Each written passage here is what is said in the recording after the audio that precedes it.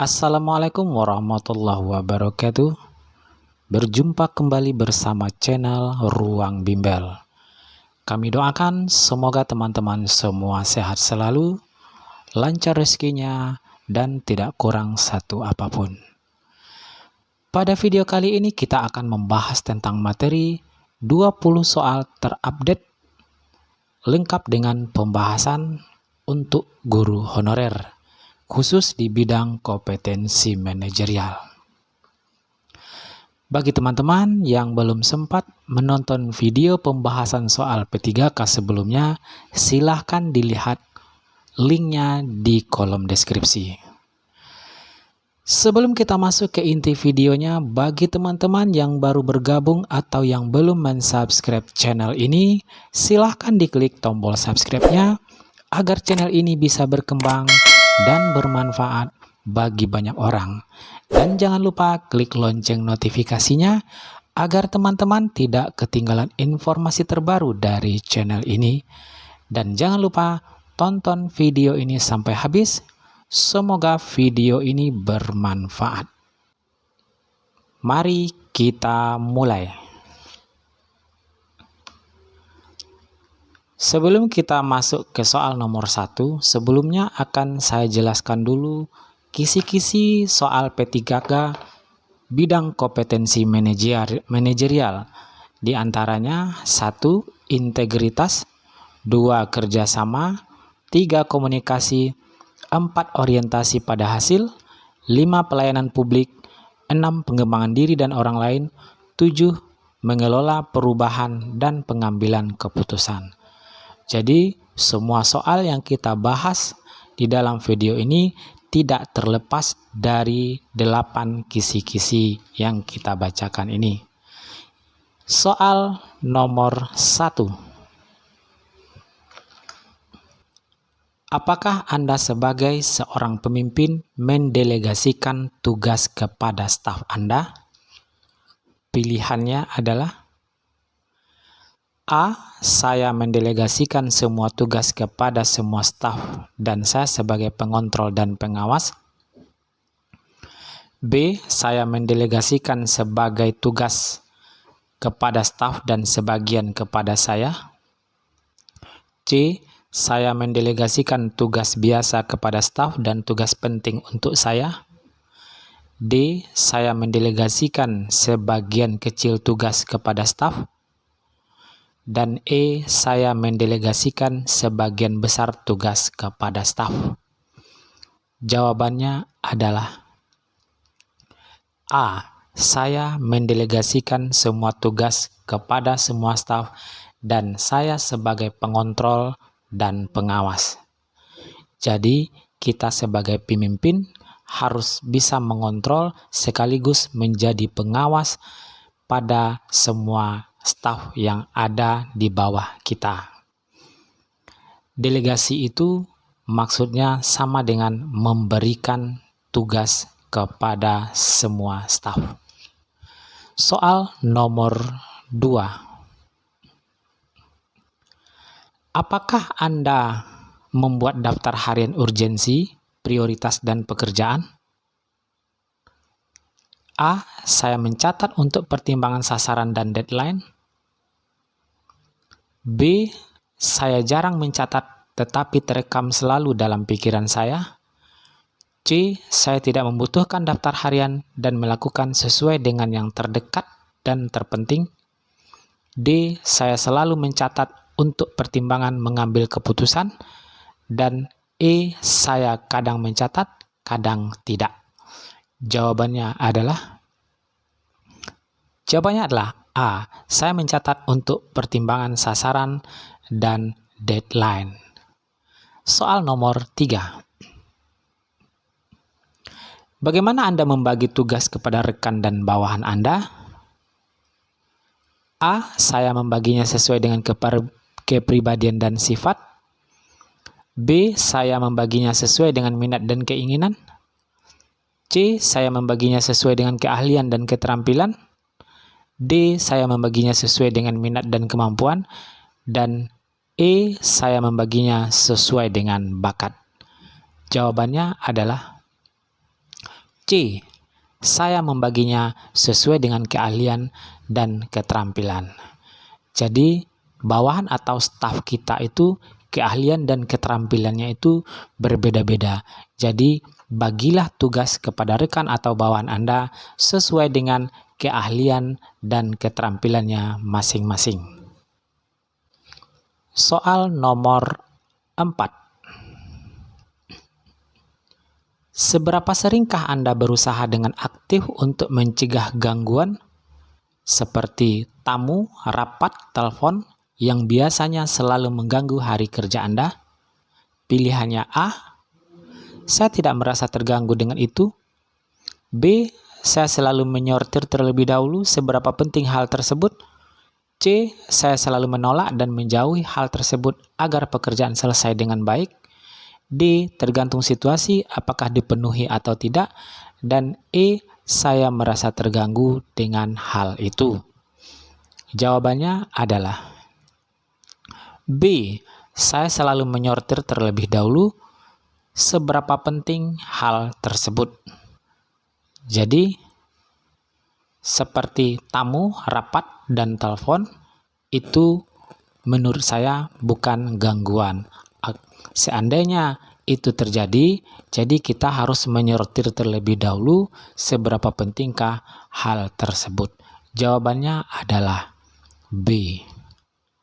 Soal nomor 5. Seberapa sering gagasan Anda diterima dan dijalankan dengan baik oleh tim atau rekan kerja Anda? Pilihannya A. Selalu. Gagasan saya cemerlang dan selalu diterima. B. Kadang-kadang jika ide baik itu muncul. C. Sering. Kebanyakan gagasan saya unik sehingga dapat diterima. D. Saya jarang mengemukakan ide. Dan E. Kadang-kadang diterima. Jawabannya adalah A. Selalu. Gagasan saya cemerlang dan selalu diterima. Soal nomor 6.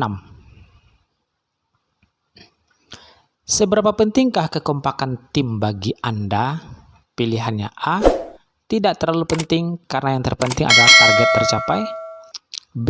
Penting tapi bukan yang utama. C. Biasa saja karena kita di dunia profesional tidak begitu perlu kedekatan. D. Cukup penting karena merupakan dorongan untuk mencapai tujuan. Dan E. Penting tapi yang utama adalah target. Jawabannya adalah E. Penting tapi yang utama adalah target.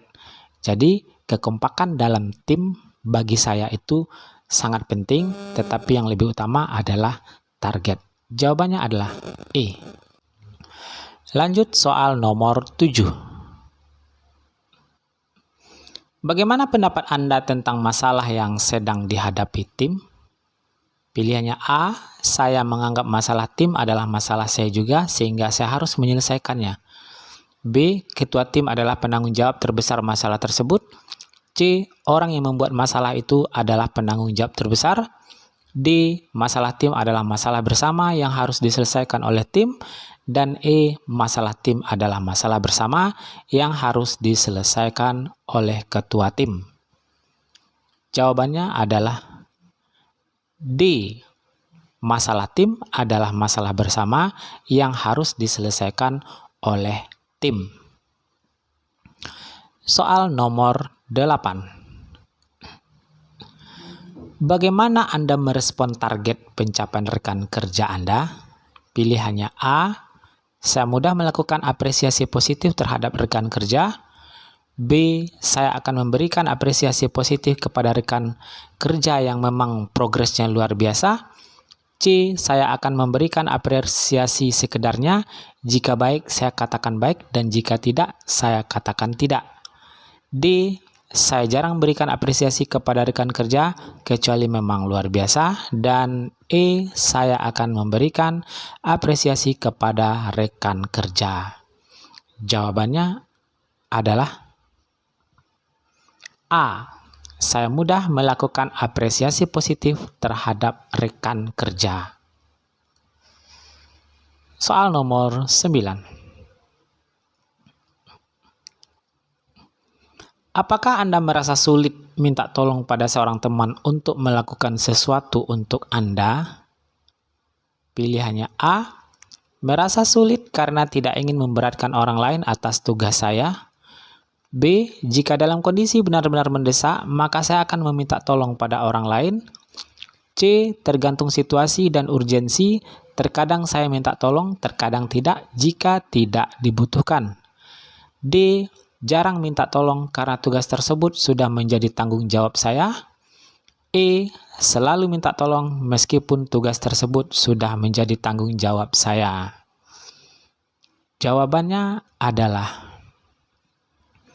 B. Jika dalam kondisi benar-benar mendesak, maka saya akan meminta tolong pada orang lain. Jadi, kita tidak perlu merasa malu untuk meminta tolong kepada orang lain jika kondisinya benar-benar mendesak. Jawabannya adalah B. Soal nomor 10. Bagaimana pendapat Anda tentang pencapaian target tim Anda dan individu? Pilihannya A. Target individu tercapai, maka target tim akan tercapai.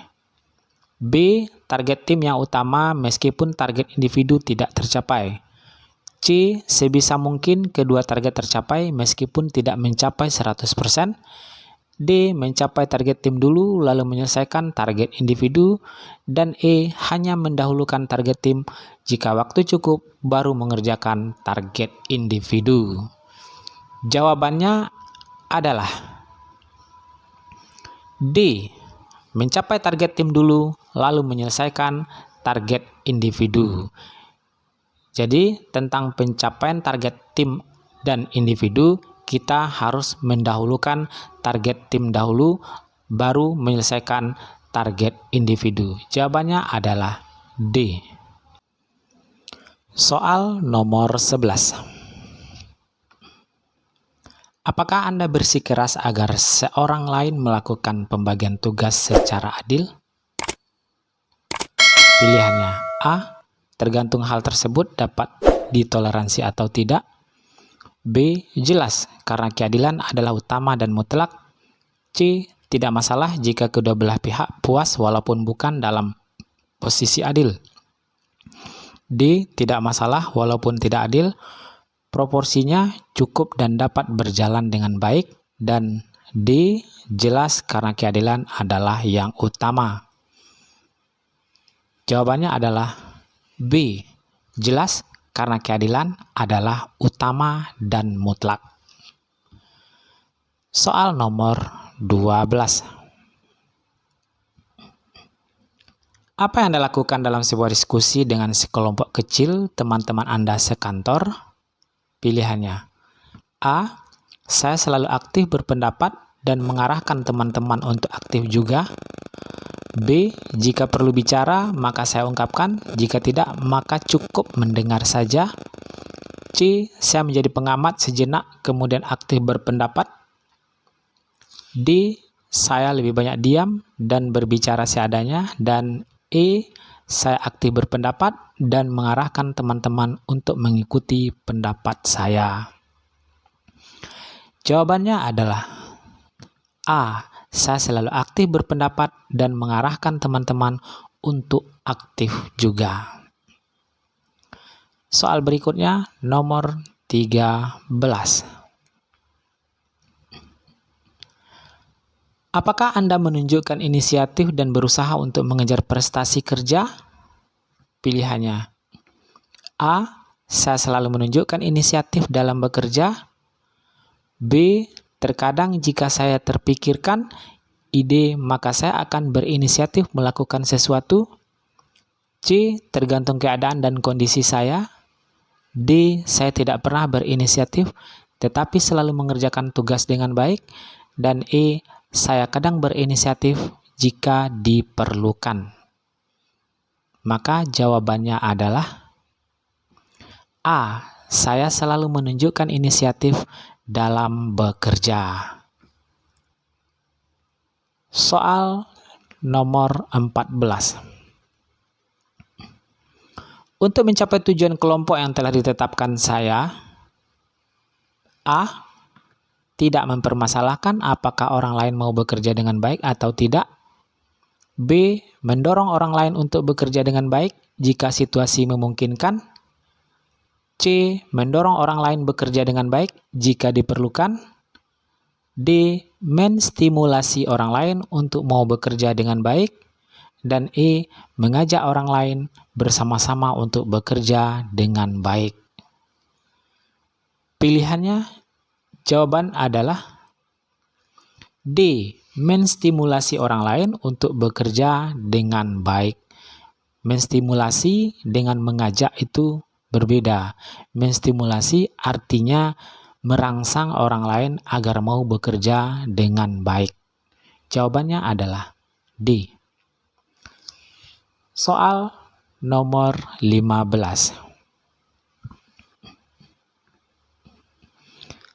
Dengan dana terbatas, Anda diminta oleh atasan untuk mengadakan kegiatan di kantor. Beberapa pendahulu Anda tidak terlalu sukses melaksanakan kegiatan tersebut karena adanya right budget policy. Reaksi Anda ketika menerima tugas tersebut adalah pilihannya A. Menolak tugas tersebut karena dirasa mustahil untuk dilaksanakan. B. Menerima tugas tersebut dengan berbagai syarat yang harus dipenuhi. C. Menolak tugas dengan mengemukakan kekurangan-kekurangan diri dan meminta atasan untuk menugaskan pada orang lain. D. Menerima tugas tersebut kemudian meminta rekan-rekan kerja untuk mendiskusikan sebagai alternatif cara menyelesaikan tugas tersebut. Dan E. Menerima tugas tersebut kemudian mencoba menyelesaikannya sendiri. Kita tahu tugas yang seperti ini dulu sudah diberikan juga kepada pendahulunya, tetapi tidak ada yang sukses. Lalu bagaimana dengan kita?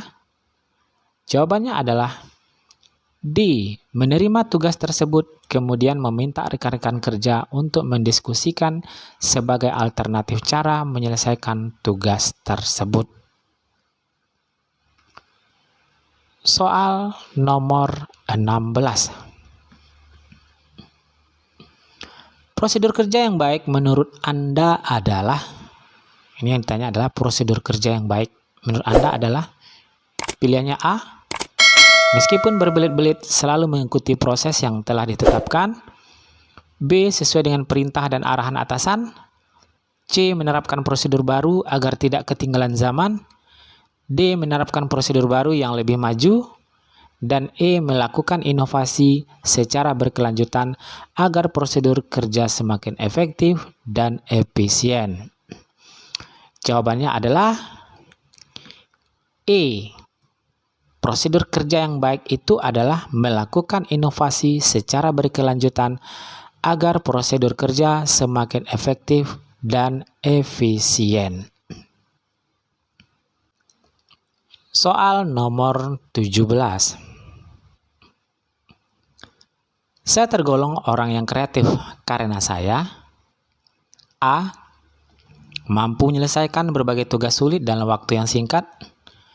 B. Senang menghasilkan karya-karya intelektual yang bermanfaat. C. Memiliki cara pandang yang unik dan kontroversi. D. Mempunyai ide-ide baru yang belum pernah dilakukan sebelumnya. Dan E. Senang menghasilkan karya-karya baru. Jawabannya adalah B. Senang menghasilkan karya-karya intelektual yang bermanfaat. Soal nomor 18. Vendor atau pihak ketiga melaporkan bahwa proyek yang sedang dikerjakan tidak mencapai target tepat waktu. Tindakan yang saya lakukan adalah pilihannya A. Meminta bukti yang dilaporkan kepada atasan. B. Meminta vendor untuk menyelesaikan pekerjaan tepat waktu. C. Meminta bukti yang lengkap untuk didiskusikan dan mencarikan solusi. D. Meminta bukti yang lengkap dan dilaporkan kepada atasan bahwa vendor kurang baik. Dan E. Meminta alasan pada vendor mengapa pekerjaan tidak selesai tepat waktu? Jawabannya adalah B. Meminta vendor untuk menyelesaikan pekerjaan tepat waktu. Soal nomor 19. Anda adalah karyawan yang memiliki kompetensi di bidang pemasaran dan dipercaya untuk memimpin tim yang kurang produktif. Usia mereka jauh lebih tua daripada Anda. Bagaimana strategi Anda? Pilihannya A. Memaksa anggota tim untuk mengikuti kehendak Anda. B. Mengevaluasi kinerja tim dan mendorongnya untuk berubah. C. Mengambil alih tanggung jawab tim sebagai tanggung jawab. D. Menggunakan cara baru sesuai kemampuan Anda. Dan E. Mendiskusikan apa hambatannya selama ini dan mencari solusi bersama serta mengevaluasi secara rutin. Jawabannya adalah E. Jadi, apabila Anda diminta untuk memimpin bawahan yang lebih tua umurnya daripada kita, bagaimana strateginya? Ialah mendiskusikan apa hambatannya selama ini dan mencari solusi bersama serta mengevaluasi secara rutin. Jawabannya adalah E. Soal nomor 20. Anda mendapat klien yang sangat kritis terhadap hasil kerja Anda. Menghadapi klien tersebut adalah A. Bersedia memenuhi semua permintaan sehingga dapat memuaskan klien. B. Bernegosiasi dengan klien bahwa tidak semua permintaan dapat dipenuhi. C. Melaporkan sikap klien tersebut kepada atasan. D. Meminta atasan untuk menambah pegawai yang dapat membantu klien tersebut. Dan E. Meminta atasan untuk menambah pegawai khusus. Jawabannya adalah E. Meminta atasan untuk menambah pegawai khusus. Nah, teman-teman, demikianlah pembahasan 20 soal khusus di bidang manajerial. Semoga soal-soal ini bermanfaat. Assalamualaikum warahmatullahi wabarakatuh.